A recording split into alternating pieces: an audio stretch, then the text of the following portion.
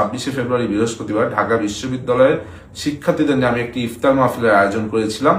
কুরআন তিলাওয়াত প্রতিযোগিতা ছিল, তার পরবর্তীতে আমি শিক্ষার্থীদের সাথে একটি ইফতার মাহফিল করেছি। সেই ইফতার মাহফিল কেন করলাম সে কারণে নাকি আমাকে শোকজ করা হয়েছে।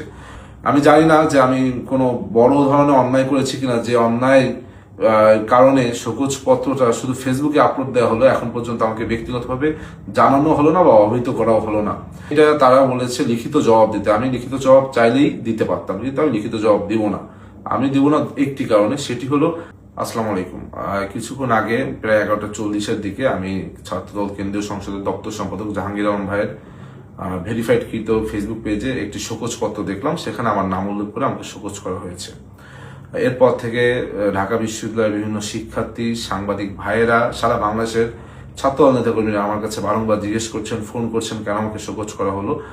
যদিও আমি এখন পর্যন্ত জানি না কেন শোকজ করা হয়েছে, এবং আমি কিন্তু তখনই তাৎক্ষণিক এটি যখন পেলাম, কেন্দ্রীয় ছাত্রদল দপ্তর সম্পাদক জাহাঙ্গীর আলম ভাইকে আমি ফোন করে জিজ্ঞেস করলাম, ভাই কি কারণে আমাকে শোকজ করা হয়েছে, সেটাই তো জানি না, উত্তরটা দিব কিভাবে। উনি আমাকে বললেন উনিও জানেন না, কেন্দ্রীয় ছাত্রদলের সেক্রেটারি বলেছেন, প্রেসিডেন্ট বলেছেন, এই জন্যই উনি করেছেন। এবং উনি আমাকে সাজেস্ট করলেন তুমি বরং প্রেসিডেন্ট সেক্রেটারির কাছে জিজ্ঞেস করো।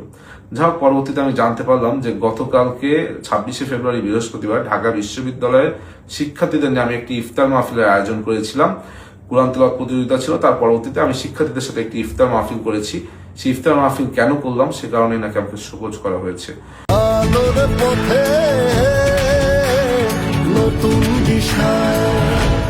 আমি আসলে ব্যক্তিগতভাবে আমি গতকালকের আয়োজনটি এজন্যই করেছিলাম, যেহেতু এই দল বাংলাদেশ জাতীয়তাবাদী ছাত্র আমার প্রাণের ছাত্র সংগঠন, এই সংগঠন বিগত দিনের ডাকসুতে আমাকে জিএস পদে মনোনয়ন করেছিল, এবং শিক্ষার্থীদের ভোটে আমি প্রায় 5,500 ভোট পেয়েছিলাম।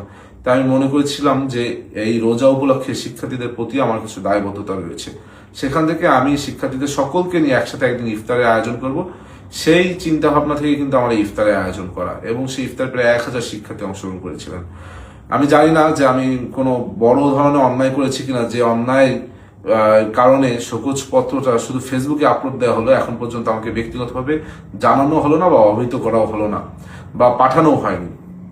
আমি যদি আমার কাজের কারণে ছাত্র দলের কোনো ক্ষতি করে থাকি, তবে আমি ছাত্র দলের বর্তমান যে প্রেসিডেন্ট সেক্রেটারি তাদের কাছে ক্ষমা সুন্দর দৃষ্টিতে তাদেরকে দেখতে বলছি। আমি এটা তারা বলেছে লিখিত জবাব দিতে। আমি লিখিত জবাব চাইলেই দিতে পারতাম, কিন্তু আমি লিখিত জবাব দিব না। আমি দিব না একটি কারণে, সেটি হলো আমাকে ব্যক্তিগতভাবে এখন পর্যন্ত কোনো শোকজ পত্র আমাকে কিন্তু পার্সোনালি পাঠানো হয়নি। আমি নিশ্চয়ই এমন কোনো বড় অন্যায় করিনি যে আমাকে পার্সোনালি পাঠানো যাবে না। ডিরেক্ট ফেসবুকে সামাজিক যোগাযোগ মাধ্যমে এই ধরনের একটি শোকজ পত্র দিয়ে সারা বাংলাদেশের মানুষ এখন আমাকে ফোন করছে, সারা বাংলাদেশের মানুষ এখন জানতে চাচ্ছে কি এমন অন্যায় করেছি।